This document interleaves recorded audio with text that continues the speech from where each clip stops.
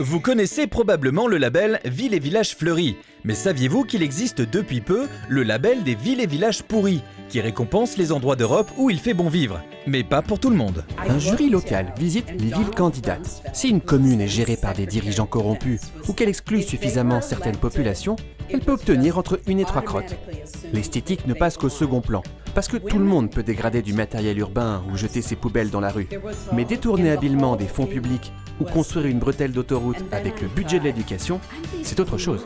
Parmi les nombreux critères à remplir, on peut retenir le bétonnage systématique des espaces naturels et la construction de luxueuses résidences hors de prix, ou encore l'originalité des dispositifs anti-SDF. Chacun a ses arguments. Les grandes villes mettront l'accent sur les loyers exorbitants, signe d'une ville prospère. Mais on prend aussi en compte le nombre de policiers dans les rues, qui démontrent une ville sécuritaire. Par contre, les petits villages mettront en avant des actions plus locales, comme le lynchage des minorités ou la fermeture d'un skatepark pour éviter l'attroupement de jeunes drogués. Il y a de nombreux critères éligibles. Tout le monde a sa chance. Lorsqu'un village est lauréat des 3 crottes, son dossier est proposé au Conseil européen, qui pourra lui octroyer le label Crotte d'or. Ce symbole d'exception n'a été donné qu'à de rares communes, dont Paris pour sa vie hors de prix, Londres pour sa sécurité omniprésente, ou encore la commune suisse de Grünenberg, plus petit village crotte d'or d'Europe. Et la ceinture, À Grünenberg, on est très fiers de ce prix qu'on a obtenu après l'effondrement de la Maison de la Culture par manque d'entretien.